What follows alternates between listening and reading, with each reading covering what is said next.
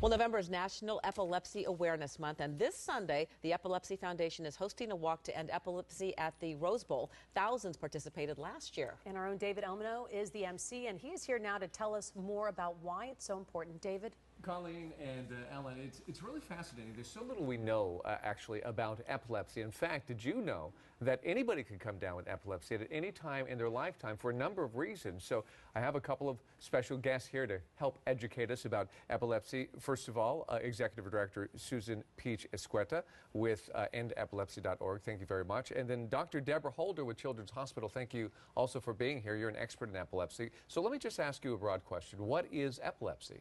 So epilepsy is a medical condition that consists of having recurrent seizures, and a seizure is abnormal electrical activity in the brain. It's actually very interesting, and a seizure can consist of anything, just a funny feeling, an abnormal sensation, feeling a deja vu, or abnormal motor activity. Any funny spell that happens more than once can be a seizure. So people often think about that stereotypical when somebody's on the ground and can't control themselves as an epileptic, convulsing as an epileptic seizure, but you're saying it could actually have many different forms. Exactly. A seizure can come from anywhere in the brain, so it can look like anything on the outside. A convulsive seizure is just one type of seizure, but there are many other types of seizures. So what you were teaching me was that just because we aren't born with it doesn't mean we're not going to get it later on in life. And so what causes epilepsy? Seizures can be caused by many different things. Brain trauma can cause seizures. Sometimes seizures are caused by genetic abnormalities. So there's so many different causes. So that's why seizures can come at any time during the lifespan. Okay, so let's say a child has an injury in sports, or somebody is skiing and they fall and hit their head, or they're like you said, a brain ailment. That could cause epilepsy? The accident that was just on your newscast. You know, any accident that causes injury to the brain could later create scar tissue that causes seizures later in life, not necessarily right away. So we are going to talk about the walk coming up, but you said one important thing that you want to get across to everybody out there who is listening is the fact that they need to know what to do when they recognize somebody having a seizure. So what is that? Yeah.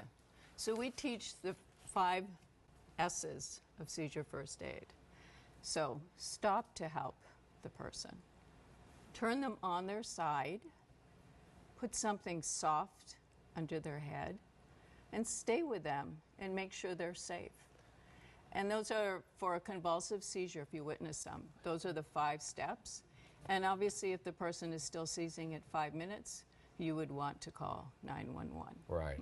What about all this talk about putting something in somebody's mouth? No, don't. Really? No. Because that is that one thing that everybody says, oh, Right. put something in their mouth so they don't bite their tongue. Thank you for bringing it up, because it's a common misconception. But no, don't put anything in the mouth of someone having a seizure. That's great. Good to know. It's dangerous. Don't do that. Don't need to do that. To both persons. Well, those are that's the point of that all is that this weekend and this month is Epilepsy Month. But this weekend you're talking and educating people about that. So tell me more about this weekend and the walk. So we have a whole weekend of events. It's starting off with an educational symposium for medical providers that's being sponsored by Children's Hospital of Los Angeles and is being held down at Disneyland. And then the final kind of cap on the event is the epilepsy walk at the Rose Bowl. Right. And then for the walk, for people who want to participate, first, what is this walk all about and how do people participate? It's really the platform for people to share their stories and to become active in the fight to end epilepsy.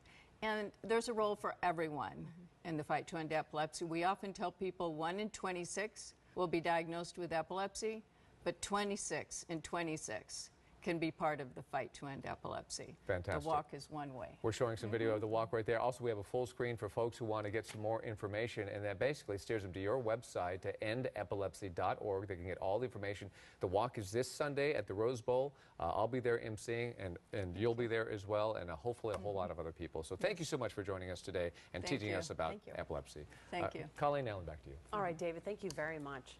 A lot of great information. Okay, Danny, let's talk to you about our weather. What's happening? Here's my info for you.